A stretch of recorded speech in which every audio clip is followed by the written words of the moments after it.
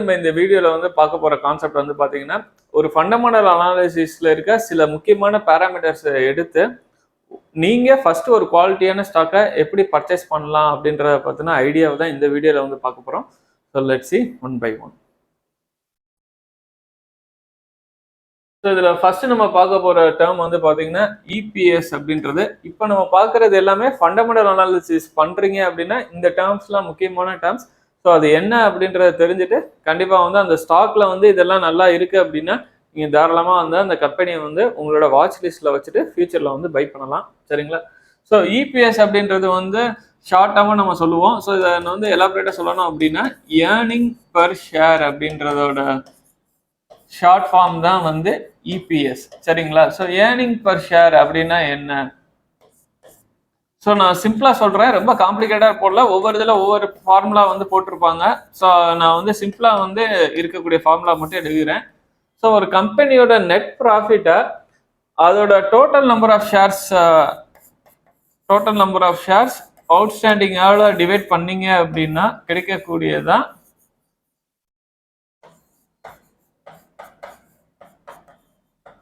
உங்களுக்கு வந்து EPS. So இது என்னங்க, ஒரு ஷேருக்கு ஒரு கம்பெனி வந்து எவ்வளவு ரூபாய் சம்பாதிக்குது அப்படின்றத தெரிஞ்சுக்கிறதுக்கு தாங்க இந்த மெட்ரிக்ஸ் வந்து யூஸ் பண்றோம். ஸோ உதாரணத்துக்கு நான் ஒரு கம்பெனி வந்து 100 ரூபாய் வந்து வந்து சம்பாதிக்குது. ஃபார் எக்ஸாம்பிள் ஒரு கம்பெனியோட நெட் ப்ராஃபிட் வந்து 100 ரூபாய் வச்சுக்கோங்க. அந்த கம்பெனியோட total number of outstanding shares வந்து ஒரு 10 ரூபான்னு வச்சிங்கன்னா இபிஎஸ் வந்து 10 ரூபாய் அப்படின்ட்டு வந்து வரும் வந்து உங்களுக்கு. ஸோ ஒரு கம்பெனியோட இபிஎஸ் வந்து எவ்வளவுக்கு எவ்வளவு அதிகமா இருக்கோ அவ்வளவுக்கு அதிகமா வந்து அந்த கம்பெனி வந்து ஒரு நல்ல கம்பெனி அப்படின்றது வந்து ஒரு அர்த்தம். ஃபார் எக்ஸாம்பிள் ஒரு கம்பெனி வந்து 2 ரூபாய் வந்து இபிஎஸ் ஏர்ன் பண்ணிக்கிட்டு இருக்கு அப்படின்னா, இன்னொரு கம்பெனி வந்து 10 ரூபாய் ஏர்ன் பண்ணிக்கிட்டு இருக்கு அப்படின்னா, இந்த 10 ரூபாய் ஏர்ன் பண்ணக்கூடிய கம்பெனி ஒரு ஷேருக்கு வந்து 10 ரூபாய் ஒரு கம்பெனி சம்பாதிக்குதுன்னா கம்பேரிட்டிவ்லி இது ரெண்டையும் நம்ம கம்பேர் பண்றப்ப எது பெஸ்ட் கம்பெனி அப்படின்னு பார்த்தோம்னா, சே ஃபார் எக்ஸாம்பிள் இது ஏ இது பின்னு வச்சுக்கிட்டோம் அப்படின்னா பி கம்பெனி தான் வந்து பெஸ்ட் கம்பெனி. ஸோ இதை வந்து பொதுவாக வந்து ஒரே இண்டஸ்ட்ரிக்குள்ள இருக்கக்கூடிய கம்பெனிஸ்க்கு வந்து கம்பேர் பண்றதுக்கு வந்து நம்ம வந்து யூஸ் பண்ணிக்கலாம். ஸோ இது வந்து ஒரு முக்கியமான மெட்ரிக்ஸ். இது வந்து நீங்க வந்து ஜஸ்ட் இப்போதைக்கு ஒரு பேசிக்கா ஒரு ஐடியாலஜி மட்டும் தெரிஞ்சுக்கோங்க. இன் ஃபியூச்சர்ல நம்ம கன்சிஸ்டண்டா பார்க்கும்போது தொடர்ந்து பார்க்கும்போது கொஞ்சம் நல்லா எலாபரேட்டா வந்து பார்க்கலாம். இதற்கு அடுத்து நம்ம பார்க்கறது வந்து பாத்தீங்கன்னா பி ரேஷியோ, அதாவது பிரைஸ் ஏர்னிங் ரேஷியோ. ஸோ இதை தான் வந்து பார்ப்போம். இது நிறைய நீங்க டிவியில கூட வந்து பார்த்துருப்பீங்க. ஸோ பிரைஸ் ஏர்னிங் ரேஷியோட ஃபார்முலா என்ன அப்படின்னு பார்த்தீங்க அப்படின்னா, கரண்ட் மார்க்கெட் பிரைஸ், இப்போ அந்த கம்பெனியோட ஸ்டாக் என்ன பிரைஸ்ல இருக்கு divided by earnings per share. Earnings per ஷேரை நம்ம ஆல்ரெடி லாஸ்ட் ஸ்லைட்ல வந்து பார்த்துருந்தோம். ஸோ ஒரு கம்பெனி வந்து கரண்ட் மார்க்கெட் பிரைஸ் 100 ரூபாய் இருக்கு, அதோட ஏர்னிங் பர் ஷேர் வந்து 5 ரூபாய் இருக்கு அப்படின்னா அந்த கம்பெனியோட பி ரேஷியோ எவ்வளவு இருக்குன்னு பாத்தீங்கன்னா 20 அப்படின்னு சொல்லிட்டு வந்து இருக்கும். ஸோ அப்ப வந்து பி ரேஷியோ வந்து நம்ம சிம்பிளா எப்படி ஏன் வச்சுக்கலாம் அப்படின்ட்டு வந்து பாத்தீங்க அப்படின்னா, ஒரு கம்பெனி வந்து எந்த அளவு வந்து க்ரோ ஆகும் அப்படின்ட்டு இன்வெஸ்டர் எக்ஸ்பெக்ட் பண்றாங்கன்றத வந்து இந்த ரேஷியோ மூலியமா வந்து தெரிஞ்சுக்கலாம் உங்களுக்கு. ஸோ இந்த கம்பெனியை பொறுத்த வரைக்கும் இப்ப எப்படி பி ரேஷியோ 20 இருக்கு அப்படின்னா, பெர் ஆனம் வந்து இந்த கம்பெனி வந்து 20% growthல வந்து போகும் அப்படின்ட்டு இன்வெஸ்டர்ஸ் வந்து ப்ரொஜெக்ட் பண்றாங்க அப்படின்றத இந்த ரேஷியோல இருந்து வந்து தெரிஞ்சுக்கலாம். ஸோ ஃபார் எக்ஸாம்பிள் இப்ப பி ரேஷியோ வந்து 30 இருக்கு, 40 இருக்கு, 50 இருக்கு, சம்டைம்ஸ் வந்து 100 கூட இருக்கும், 100க்கு மேலேயும் போகும், நிறைய இருக்கும். ஸோ அப்போ அந்த மாதிரி கம்பெனிஸ் எல்லாம் நாங்கள் இன்வெஸ்ட் பண்ணக்கூடாதா அப்படின்னா, அது நீங்க எந்த மாதிரி இன்வெஸ்டரோ அதை பொறுத்தது. இப்போ உதாரணத்துக்கு நீங்க வந்து ஒரு growth இன்வெஸ்டர் அப்படின்னா கண்டிப்பா டெக்னாலஜி ஓரியன்டட் கம்பெனியா இருக்குன்னா பி ரேஷியோ 100 தான் இருக்கும். ஸோ அதுக்கு அர்த்தம் என்ன அப்படின்னா, இன்வெஸ்டர் வந்து ஃபியூச்சர்ல இந்த கம்பெனியோட ப்ராஃபிட் வந்து நல்ல 5 times 6 times வந்து செமையா க்ரோ ஆகிறதுக்கு உண்டான வாய்ப்புகள் அதிகமா இருக்குன்னு ப்ரொஜெக்ட் பண்றாங்க. ஸோ அதனால வந்து இது வந்து பாத்தீங்கன்னா 100 இருக்கும். ஸோ இதை வந்து நம்ம வேல்யூ பாயிண்ட் ஆஃப் வியூல வந்து பார்த்தோம் அப்படின்னா ஓவர் வேல்யூடு அப்படின்ட்டு வந்து சொல்லுவாங்க. இந்த கம்பெனி வந்து ரொம்ப எக்ஸ்பென்சிவா இருக்கு, ஓவர் வேல்யூடு அப்படின்ட்டு வந்து சொல்லுவாங்க. ஸோ 20ன்றது வந்து ஒரு ஐடியலான ரேஞ்ச் பி ரேஷியோ பொறுத்த வரைக்கும். அதே மாதிரி வந்து பி ரேஷியோ வந்து 5க்கு கீழே இருக்கு, 3, 2, 1 இந்த மாதிரி எல்லாம் இருக்கு அப்படின்னா அந்த கம்பெனில வந்து ஒரு growth வந்து இன்வெஸ்டர்ஸ் எக்ஸ்பெக்ட் பண்ணல அப்படின்றதான் அதோட வந்து அர்த்தம். ஸோ வேல்யூ இன்வெஸ்டர்ஸை பொறுத்த வரைக்கும் பாத்தீங்கன்னா இந்த 20க்கு கீழே இருக்கக்கூடிய ஒரு கம்பெனிஸை செலக்ட் பண்ணிட்டு ஸோ அதுல தான் வந்து மேக்ஸிமம் வந்து இன்வெஸ்ட் பண்ணுவாங்க. சம்டைம்ஸ் வாரன் பஃபெட் இவங்கலாம் சொல்லக்கூடிய ரேஞ்ச் வந்து பாத்தீங்கன்னா பி ரேஷியோ வந்து 20 இருக்கிறது வந்து வெல் அண்ட் குட் அப்படின்றது தான் சொல்லுவாங்க. ஸோ அந்த ரேஞ்ச் அனுசரித்து இருக்கக்கூடிய கம்பெனிஸில் வந்து நீங்கள் வந்து தாராளமாக வந்து இன்வெஸ்ட் பண்ணலாம். ஸோ இதை மட்டும் இப்போதைக்கு தெரிஞ்சுக்கோங்க. இன் ஃபியூச்சரில் நம்ம பார்க்கும்போது கொஞ்சம் நல்லா டெப்த்தாக எலாபரேட்டாக பார்க்கலாம். ஸோ டிஇ அப்படின்றது இட்ஸ் நத்திங் பட் டெப்ட் ஈக்விட்டி ரேஷியோங்க. டெப்ட் ஈக்விட்டி ரேஷியோ அப்படின்றது தான் வந்து நம்ம வந்து பிஇ, இது டிஇ ரேஷியோ அப்படின்ட்டு வந்து சொல்லுவோம். ஸோ இது வந்து என்ன சொல்லும் அப்படின்னு பார்த்தீங்கன்னா, மொத்தம் இந்த கம்பெனி வந்து எவ்வளவு கடன் வச்சிருக்காங்க, அந்த கடனுக்கும் இந்த கம்பெனியில இன்வெஸ்ட் பண்ண ஈக்விட்டிக்கும் இடையில இருக்கக்கூடிய ரேஷியோ தான் வந்து நம்ம டெப்ட் ஈக்விட்டி ரேஷியோ அப்படின்ட்டு வந்து சொல்லுவோம். சே ஃபார் எக்ஸாம்பிள் இப்போ கடன் வந்து ஒரு 100 கோடி ரூபா வச்சிருக்காங்க, ஈக்விட்டி வந்து வெறும் 20 கோடி ரூபா தான் இருக்கு இவங்க கம்பெனியில அப்படின்னா, ஈக்விட்டினா இன்வெஸ்டர்ஸ் உள்ள போட்ட பணம் வந்து வச்சுக்கோங்க, அது வந்து 20 கோடி ரூபா தான் இருக்குன்னா டெப்ட் ஈக்விட்டி ரேஷியோ வந்து 5 இருக்கும். ஸோ இது வந்து டூ ஹை. இந்த மாதிரி இருக்கக்கூடிய கம்பெனிஸ்ல வந்து நீங்க இன்வெஸ்ட்மெண்ட் பண்றதை பத்தி நினைச்சு கூட பார்க்கக்கூடாது. ஒரு சின்ன கிரிட்டீரியா சேஞ்ச் ஆனா கூட என்டையர் கம்பெனி வந்து ஒரு டிஃபால்ட் மோசமான ஃபினான்ஷியல் சிச்சுவேஷன்ஸ்க்கு போறதுக்கு உண்டான வாய்ப்புகளை வந்து அதிகம். ஸோ பொதுவாக வந்து இந்த டெப்ட் ஈக்விட்டி ரேஷியோ வந்து 2க்கு கீழே இருந்தது அப்படின்னா அது வந்து ஒரு நல்ல மெட்ரிக்ஸ். ஸோ அந்த கம்பெனி வந்து நீங்க அனலைஸ் பண்ணலாம். ஜென்ரலா வந்து நல்ல கம்பெனிகளுக்கு வந்து பாத்தீங்கன்னா, இப்போ இன்ஃபோசிஸ் இந்த மாதிரி கம்பெனிக்கெல்லாம் வந்து பாத்தீங்கன்னா மேக்ஸிமம் டெப்டே இருக்காது, அதாவது அவங்களுக்கு கடனே இருக்காது. ஸோ ஒரு கம்பெனி வந்து 1000 கோடி ரூபா கடன் வச்சிருக்கு, ஆர்பிஐ வந்து 1% இன்ட்ரெஸ்ட் ரேட் ஏத்துறாங்க அப்படின்னா அவங்க கட்டக்கூடிய இன்ட்ரெஸ்டும் அதிகமாகும். அந்த கம்பெனியோட ப்ராஃபிட்ல மேஜாரிட்டி ஆஃப் ப்ராஃபிட் வந்து எதுக்கு போகும்னா இன்ட்ரெஸ்ட்டுக்கு பே பண்றதுக்கு தான் வந்து உங்களுக்கு போகும். அதாவது உங்களுக்கு டெப்டே இல்லாத கம்பெனிக்கு அதை பத்தின எந்த ஒரு இதுவுமே கிடையாது. ஸோ லாங் ரன் பார்க்கும்போது இவங்க நல்லா அவுட் பெர்ஃபார்ம் பண்ணி போயிட்டே இருப்பாங்க. ஸோ நீங்க இன்வெஸ்ட் பண்ணக்கூடிய கம்பெனிகள்ல பெரும்பாலும் டெப்ட் இல்லைன்னா அது வந்து பெஸ்ட். அதுலயும் 1க்கு கீழே இருந்தா ஓகே, நல்ல ஒரு குட் இதுதான். பட் 1க்கு மேல 2 இந்த மாதிரி ரேஷியோலாம் தாண்டி போகுதுன்றப்ப வந்து கொஞ்சம் பார்த்துட்டு அந்த மாதிரி கம்பெனிகள்ல வந்து இன்வெஸ்ட் பண்றது வந்து பர்சனலா அனலைஸ் பண்ணிட்டு டெப்தா பண்ணிட்டு நீங்க பண்றது வந்து பெஸ்ட். ஸோ இந்த இதில் வந்து நம்ம அடுத்த பார்க்கக்கூடிய ஹெட்டிங் வந்து பார்த்தீங்கன்னா பீட்டா. ஸோ பீட்டான்றது வந்து இட்ஸ் நத்திங் பட் ரொம்ப சிம்பிளான டேர்ம் தான். நம்ம ஆல்ரெடி வந்து இண்டெக்ஸ் அப்படின்றது வந்து பழைய வீடியோவில் வந்து பார்த்துருந்தோம். ஸோ இண்டெக்ஸ்ன்றது it's nothing but basket of securities, அதாவது பல செக்யூரிட்டிஸை வந்து எடுத்துட்டு அதுக்கு சில மேத்தமெட்டிக்கல் கால்குலேஷன்ஸ் யூஸ் பண்ணி ஒரு ஃபைனல் வேல்யூவா ஒரு வேல்யூ டிரைவ் பண்ணி எடுத்துக்கிடுவோம். ஸோ அதை தான் வந்து நம்ம வந்து இண்டெக்ஸ் அப்படின்னு சொல்லுவோம். ஸோ ஓவராலா மார்க்கெட் சென்டிமெண்ட் எப்படி இருக்குன்னு கண்டுபிடிக்கிறதுக்கு வந்து இந்த இண்டெக்ஸை வந்து யூஸ் பண்ணிக்கிறோம். ஸோ இந்தியாவில் இருக்கக்கூடிய மிகப்பெரிய 2 இண்டெக்ஸ் வந்து பார்த்தீங்க அப்படின்னா, ஒன்று வந்து நிஃப்டி, மற்றொன்று வந்து சென்செக்ஸ். ஸோ இந்த நிஃப்டியில வந்து பார்த்தீங்க அப்படின்னா ஆல்ரெடி நமக்கு தெரியும் 50 கம்பெனிகளை எடுத்துட்டு ஸோ அதோட கால்குலேஷன்ஸ் பண்ணி தான் ஒரு ஃபைனல் வேல்யூ டிரைவ் பண்ணிட்டு அதுல இருந்து வேல்யூஸ் ஃபிளக்சுவேட் ஆகிற மாதிரி இருக்கும். அதே மாதிரி சென்செக்ஸை பொறுத்த வரைக்கும் 30 கம்பெனிஸை எடுத்துட்டு ஸோ அதுல இருந்து வேல்யூவை டிரைவ் பண்ணி அந்த வேல்யூஸ் தான் நம்ம டிவியில் பார்க்கக்கூடிய சென்செக்ஸ் 60,000 போயிடுச்சு, நிஃப்டி வந்து 18,000 போயிடுச்சுன்றதெல்லாம் அதை தான் வந்து இப்போ நம்ம பார்த்துட்டு இருக்கோம். ஸோ இந்த வேல்யூஸை உங்களோட இண்டிவிஜுவல் போர்ட்ஃபோலியோவோட கம்பேர் பண்றதுக்கு தான் வந்து இந்த பீட்டான்ற வந்து டேர்ம் யூஸ் பண்ணும். அதை வந்து இண்டிவிஜுவல் போர்ட்ஃபோலியோவோடையும் கம்பேர் பண்ணலாம், இண்டிவிஜுவலா ஒரு கம்பெனியோடையுமே வந்து நீங்க கம்பேர் பண்ணலாம். சே ஃபார் எக்ஸாம்பிள் வந்து புரிஞ்சுக்கிறதுக்காக நிஃப்டி வந்து 100 பாயிண்ட்ஸ் இருக்குன்னு வச்சுக்கிடுவோம். இன்னைக்கு ஜனவரி 1 2023. ஸோ ஜனவரி 1 2024 ஃபார் எக்ஸாம்பிளுக்காக சொல்றேன், இது ஒரு 110 பாயிண்ட்ஸ் போயிருக்குன்னு வைங்க. 110 பாயிண்ட்ஸ் வந்து போயிருக்கு.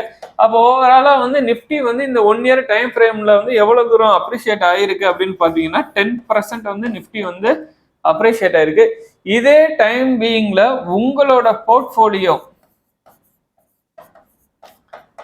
புரிஞ்சுக்கிறதுக்காக சிம்பிளாவே சொல்றேன், அதே 100 ருபீஸ்ல இருந்து 100 பாயிண்ட்ஸ்ல இருந்து 110 பாயிண்ட்ஸ் போயிருக்கு அப்படின்னா உங்க பீட்டா வந்து பாத்தீங்கன்னா உங்களோட போர்ட்ஃபோலியோவும் 10% ஏறி இருக்கு. இது வந்து போர்ட்ஃபோலியோ வச்சுக்கோங்க.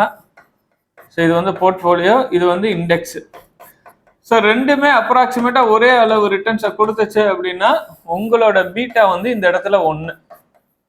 ஸோ இண்டெக்ஸை அப்படியே உங்களோட போர்ட்ஃபோலியோ வந்து ரிப்ளிகேட் பண்ணுது.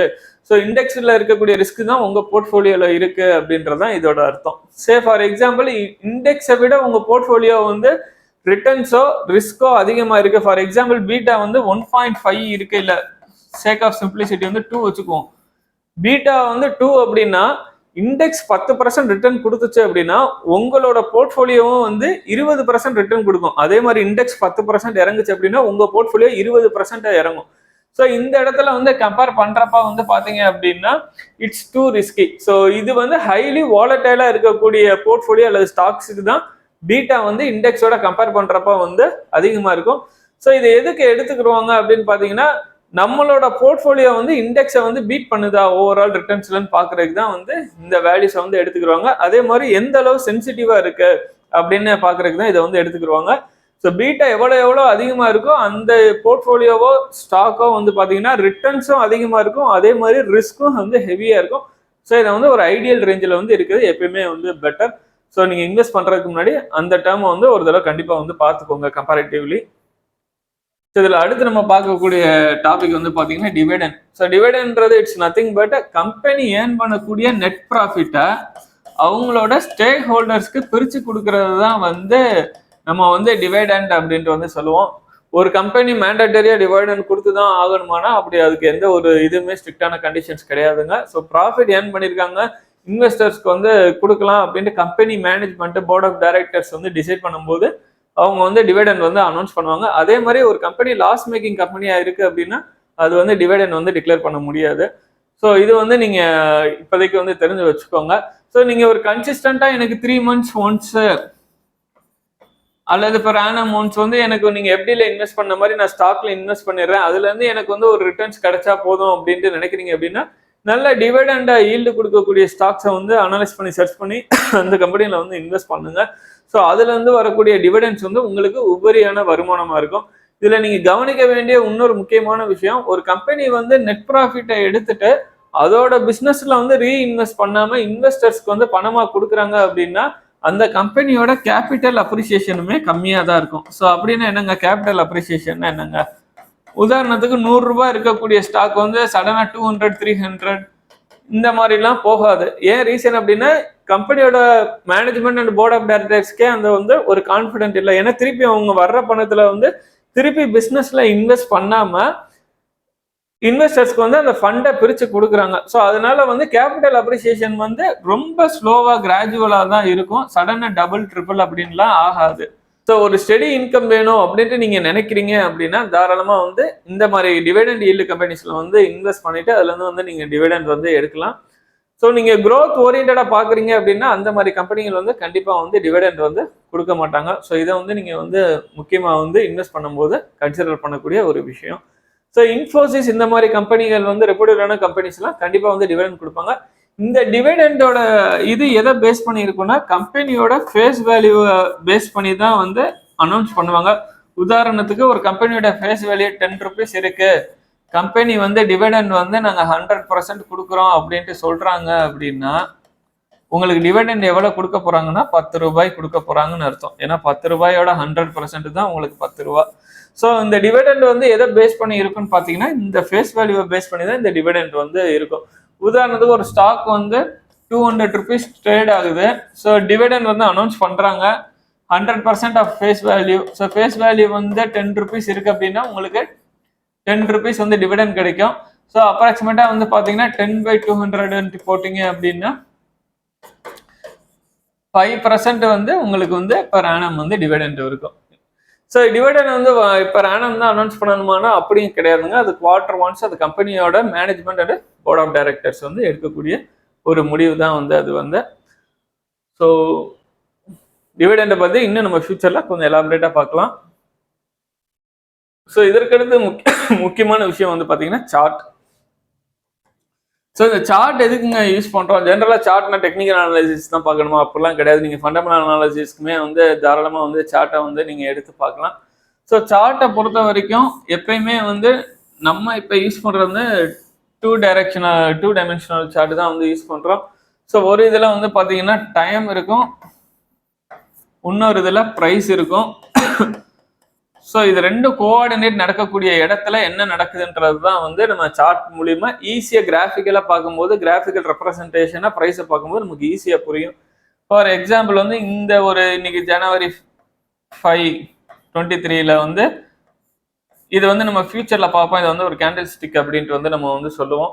ஸோ இந்த கம்பெனி வந்து இன்னைக்கு ஓப்பனில் எவ்வளோ நடந்திருக்கு, ஹை எவ்வளோ போயிருக்கு, லோ எவ்வளோ வந்திருக்கு, க்ளோஸ் எவ்வளோ ஆயிருக்குன்றதெல்லாம் இந்த சார்ட்டை ஜஸ்ட் விசுவலைஸ்ல நீங்க பார்க்கும்போது இன்னைக்கு வந்து இந்த கம்பெனி ஏறி இருக்கா இறங்கி இருக்கான்றதெல்லாம் எல்லாமே வந்து தெரிஞ்சுக்கலாம். ஸோ டெக்னிக்கலா நம்ம இன்னும் டெப்தா பார்க்கும்போது சார்ட்டை பத்தி நம்ம பார்க்கலாம்.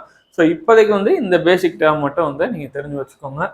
ஸோ இதுல நம்ம கத்துக்கிட்ட விஷயங்கள் என்னென்னன்றத ஸ்டெப் பை ஸ்டெப்பா இதெல்லாம் நீங்க எந்த வெப்சைட்ஸ்ல போய் பார்க்கலாம். இந்த ஃபண்டமெண்டல் அனாலிசிஸ், டெக்னிக்கல் அனாலிசிஸ்லாம் www.moneycontrol.comல பார்க்கலாம் நீங்க. ஸோ அதுல வந்து இந்த இன்ஃபோசிஸ் இந்த மாதிரி ஒரு கம்பெனியோட ஷேர்ஸை வந்து எடுத்துட்டு அதுல இந்த ரேஷியோஸ்லாம் எப்படி இருக்குன்றத ஒரு அனாலிசிஸ் வந்து பண்ணி பாருங்க. அதே மாதிரி வந்து investing.com இருக்கு. ஸோ அதில் போயுமே நீங்கள் வந்து பார்க்கலாம். நீங்கள் கூகுள் அனலைஸ் பண்ணிங்கனாலே நிறைய இது வரும். ஸோ இந்த மாதிரி வெப்சைட்ஸ்லாம் நீங்கள் தாராளமாக என்எஸ்சி வெப்சைட்ஸ் இருக்குது. ஸோ அதுலேயுமே நீங்கள் எடுத்து பார்த்துக்கலாம். ஸோ அதில் போய் எடுத்து பார்த்துட்டு ஜஸ்ட் ஒரு என்ன வேல்யூஸ் இருக்குன்ற மட்டும் கற்றுக்கோங்க. அதை பற்றி டெப்த்தாக நம்ம ஃபியூச்சர் வீடியோஸில் வந்து பார்க்கலாம். So that's it. உங்களுக்கு இந்த வீடியோ பிடிச்சிருந்தது அப்படின்னா லைக் பண்ணுங்கள், ஷேர் பண்ணுங்கள், கமெண்ட் பண்ணுங்கள். இஃப் பாசிபிள் நான் கண்டிப்பாக வந்து கீழே கமெண்ட் செக்ஷனில் வந்து ஆன்சர் பண்ணுறேன். தேங்க்யூ. Thanks a lot.